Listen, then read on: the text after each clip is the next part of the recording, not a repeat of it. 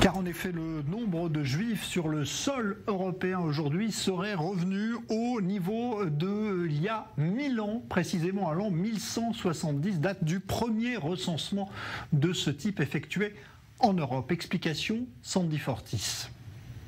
Moins 60% en 50 ans, la population juive d'Europe est moindre de 60% comparée à celle de 1970. C'est ce que révèle le rapport de l'Institute for Jewish Policy. Cette enquête de l'Institut britannique est considérée comme la plus sérieuse et précise des dernières décennies. Elle concerne les pays de l'Union européenne, mais aussi du Royaume-Uni, de Turquie et de Russie. Et elle affirme qu'environ 1,3 million de juifs vivent actuellement en Europe. Une chute fulgurante depuis 1970 où 3,2 millions de juifs y habitaient. Un déclin qui suit déjà la perte de 6 millions de juifs pendant la Shoah. Le rapport explique notamment cette baisse par l'émigration d'1,5 million de juifs de leur pays d'Europe de l'Est après la chute du rideau de fer, mais aussi récemment par l'émigration des juifs des pays d'Europe occidentale. Cette partie a perdu 8% de sa population juive depuis 1970. La France en est en grande partie responsable. Sa population juive est passée de 530 000 en 1970 à 449 000 aujourd'hui. L'Hexagone, deuxième pays de la diaspora juive après les États-Unis, voit cette population quitter le pays. Plus de 51 000 ont émigré en Israël depuis l'an 2000. La Turquie aussi a perdu une grande partie de sa population, plus d'un tiers en 50 ans, notamment en raison de ce que les juifs locaux appellent la montée de l'antisémitisme soutenu par le gouvernement. Autre explication de cette chute drastique, l'augmentation des mariages mixtes, notamment en Pologne où 76% des juifs sont mariés à des non-juifs, mais aussi en Hongrie, aux Pays-Bas, au Danemark et en Suède où cette proportion dépasse les 50%.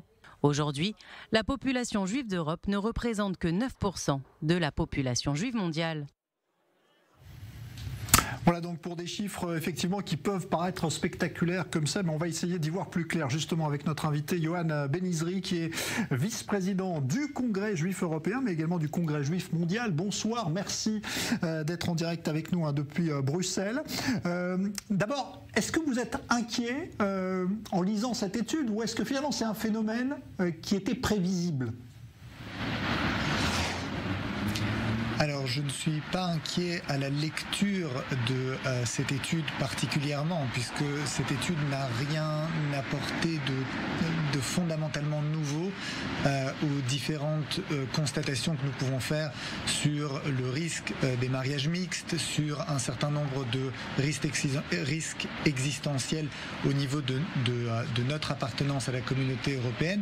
Mais dans le même temps, elle n'a rien apporté non plus de spectaculaire dans l'espoir que nous formons au niveau, par exemple, de l'Union européenne et l'attachement qu'ont les Juifs à l'Union européenne. Ça ressort assez bien de l'étude également.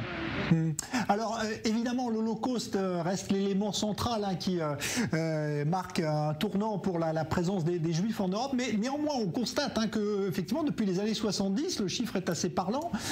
Pourquoi est-ce qu'il y a cette continuité, finalement, dans ce déclin observé depuis 1970 ?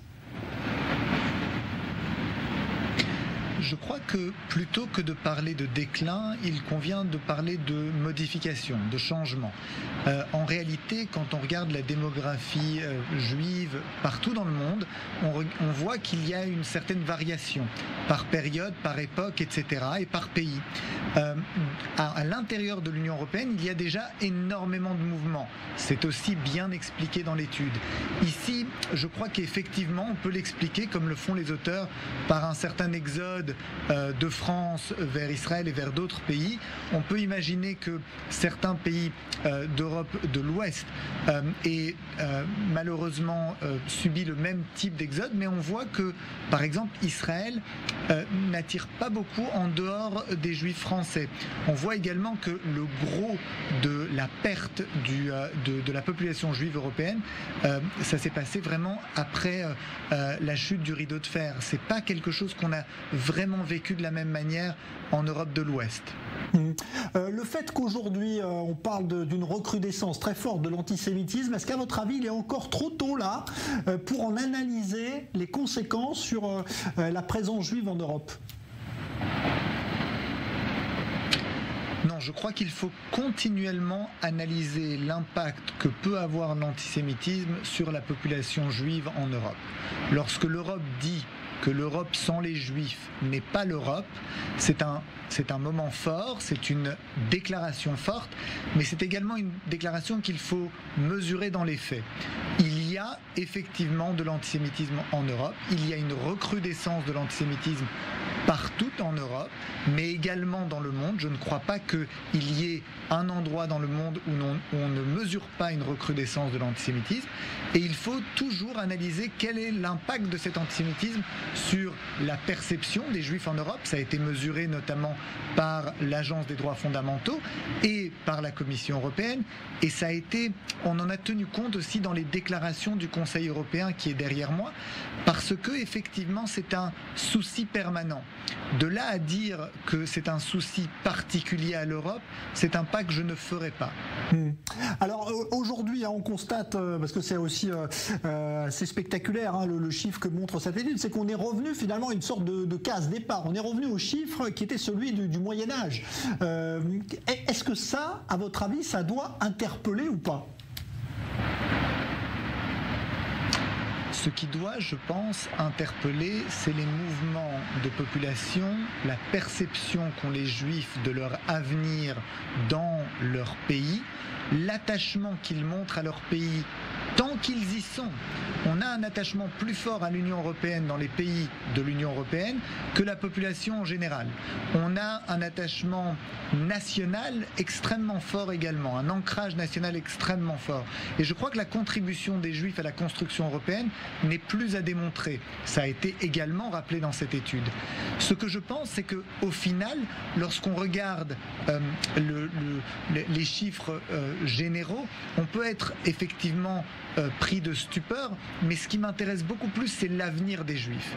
Et l'avenir des Juifs, quand on prédit un déclin, j'ai toujours un petit sourire ou quelquefois un mouvement de recul, parce que tous ceux qui ont parié sur le déclin des Juifs, y compris le déclin des Juifs en Europe, se sont trompés.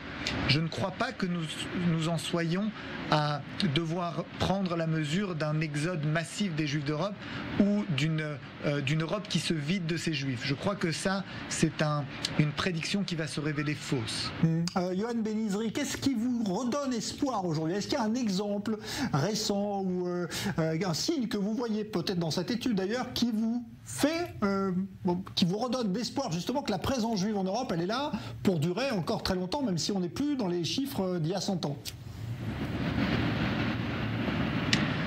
Je crois que l'histoire nous donne une information importante sur la résilience des communautés européennes et sur la résistance des communautés juives en Europe.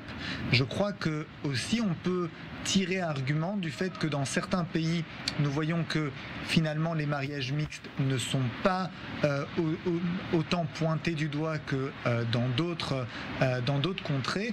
La Belgique en est un bon exemple, puisque vous savez que dans l'étude, elle est identifiée comme une des contrées où on se marie le moins, que le mariage mixte est le moins prévalent.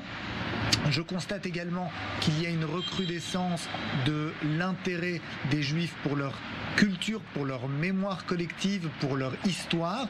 Et moi, ce que je constate dans mon travail de tous les jours, c'est qu'il y a aussi beaucoup d'espoir. Il n'y a pas seulement un sentiment de malaise. Et réduire les Juifs d'Europe à ce sentiment de malaise serait une erreur. Je crois qu'on peut se projeter dans l'avenir et il faut voir, par exemple, les mouvements de jeunesse en Europe. Il faut voir leur essor, il faut voir ce qu'ils font.